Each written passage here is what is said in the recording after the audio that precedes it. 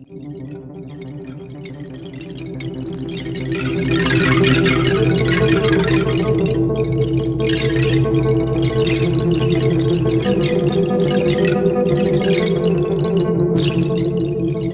a little while ago, I quoted Arnold Worldwide CEO Andrew Bennett, who said a Starbucks barista gets more training than the average advertising professional. Whoa, this seemed to really connect with people's frustrations. Why don't we get more training? And is this the reason why our loyalty to our employers is a little lower than most other industries? Or is it our fault? Would we rather just take a training budget and spend it on an award show after party? Maybe. And if we do get training, well, what's the best type and who delivers it? Well, our guest today can help us answer those questions. With us, a professor of creative advertising at Seneca College and Twitter star, Anthony Kalamut. The chief creative officer and recent inductee to the Marketing Hall of Legends, Nancy Vonk. The founder and CEO of 3 Training, Leslie M. The director of human resources at Armstrong Partnership, Jeff Plotnikoff. And the director of professional development at the ICA, Suzanne Filiatrault. Well, we'll exchange thoughts, we'll exchange ideas, we'll exchange opinions, and hopefully you'll exchange yours with us too. I'm your host, Ron Tite, and this is Exchange.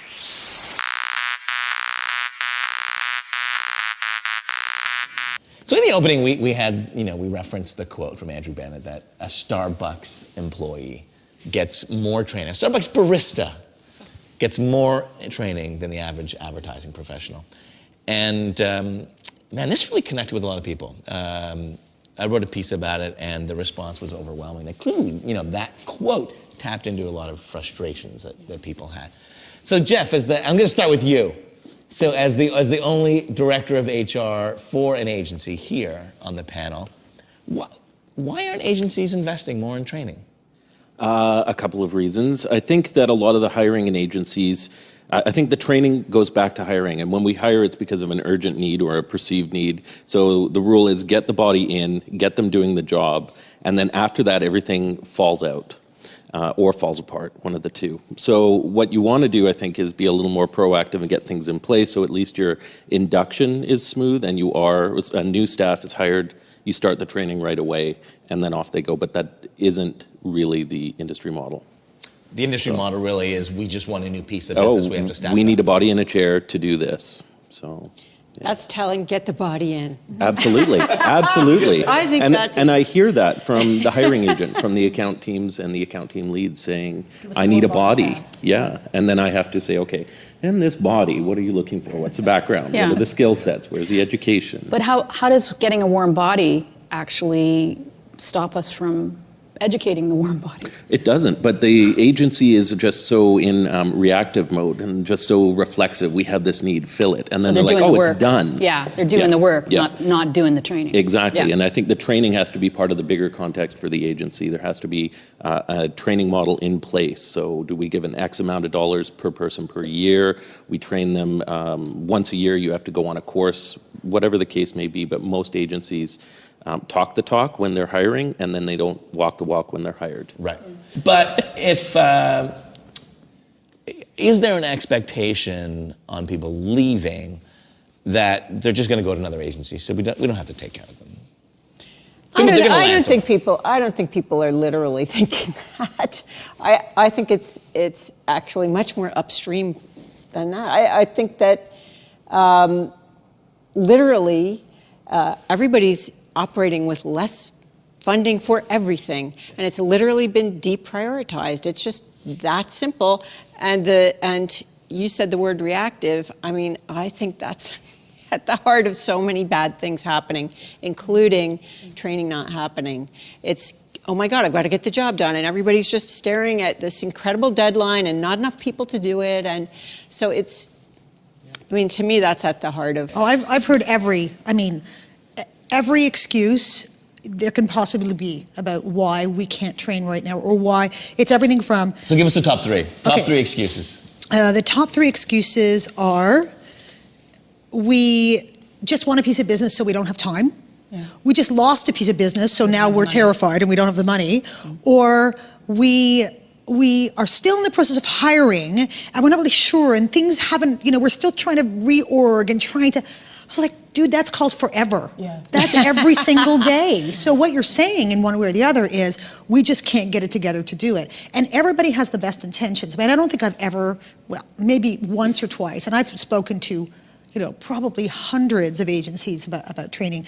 And it almost never happens that someone says, nah, not training, not interested. Everybody is interested in the idea of training and really sort of morally, ethically wants to give this training to their people, but finding the way to make it work.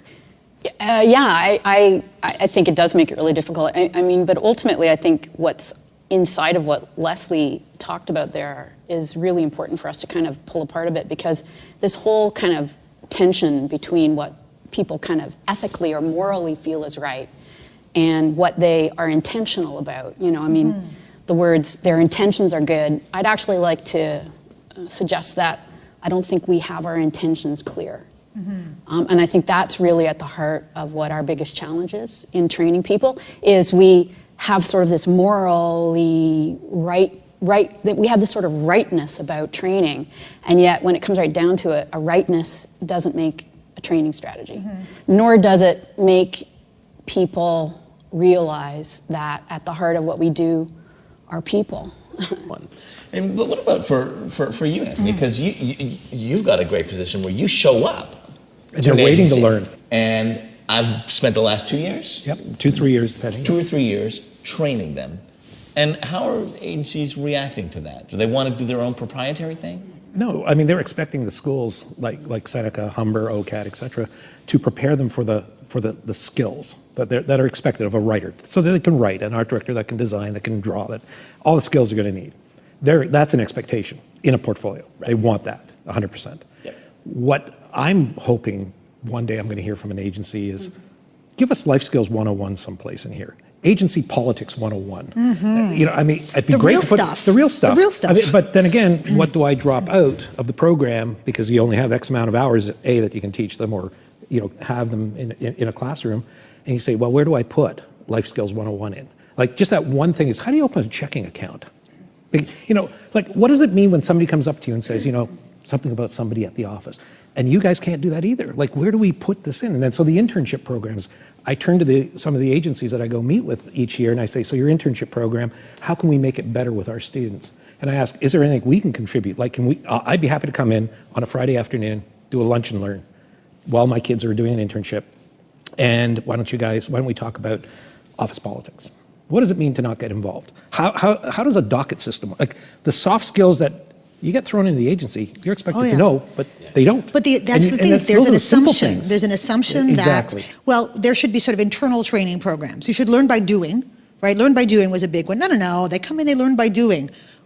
What part of that day is it learned by? That's called being thrown into the fire and hoping that you don't get burned. I mean, it's crazy. Honestly, there's a short-sightedness, right? It's everybody's just got their eye on 24 hours from now. That's right. That's it. And, Suzanne and I used to work together at Ogilvy a long time ago when it was a teaching hospital, and if you, in fact, it was a teaching hospital, exactly right. And if you didn't show up, now this was not for creatives, by the way, that's a whole other story. Yeah. But if you didn't show up to the weekly session, your job was in jeopardy. Yeah. Like, that's how seriously it was taken.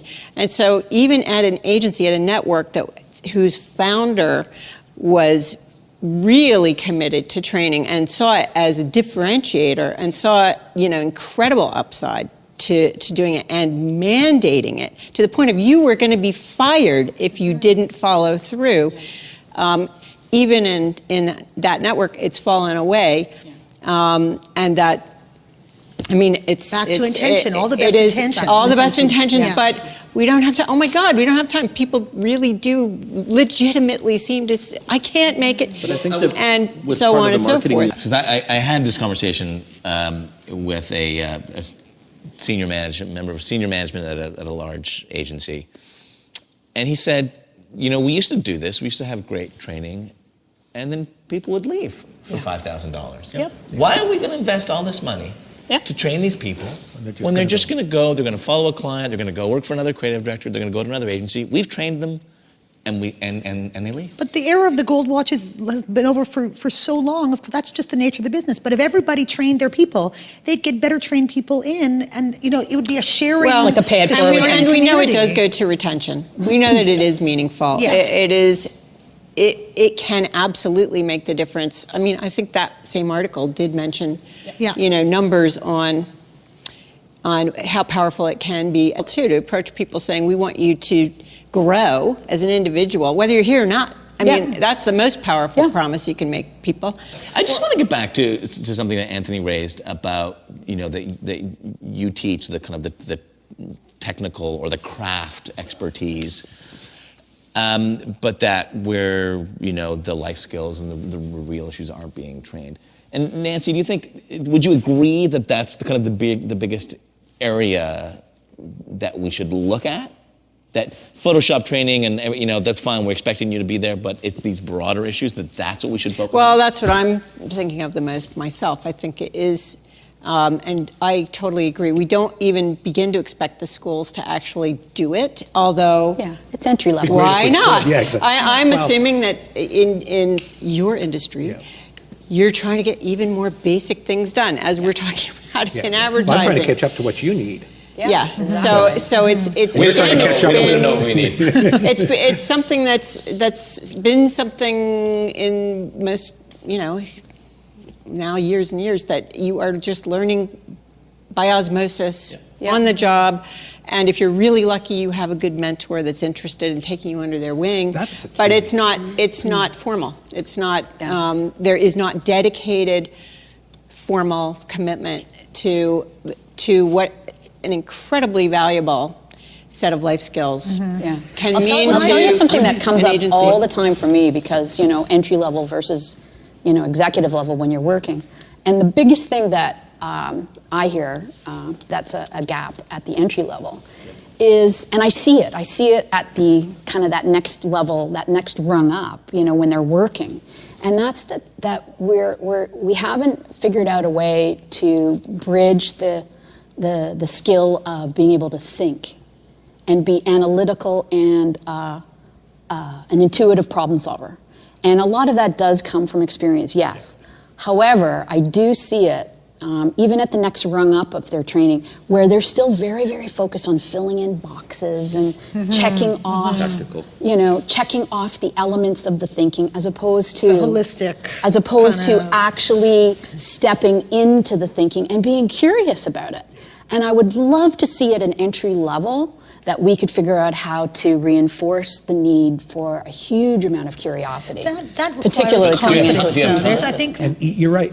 I want to go back to the mentor thing, because again, getting the juniors inside the door, and some of the agency's shortcomings is, I ask my students on exit after internship, I go, so what was the experience like? And they have to write up a paper, and I feel horrible. The ones that had negative experiences, they came in with the agency saying, you're going to be working with this team, you're going to be working with this CD, whatever, and they're going to be your mentor. And they became a schlepper to that And they team. became a schlepper, exactly. They were a schlepper. And all of a sudden they go, by the way, Anthony, do you know what a schlepper is? And I said, yes. I said, that's what I was. I didn't know what a schlepper was. Honestly, that's what they became. They became fetchers, schleppers, whatever you want to call them. And I go, so what happened to the mentorship? And it kind of fell. And that's where I'd like agencies to jump on board, because that's the easiest training ground.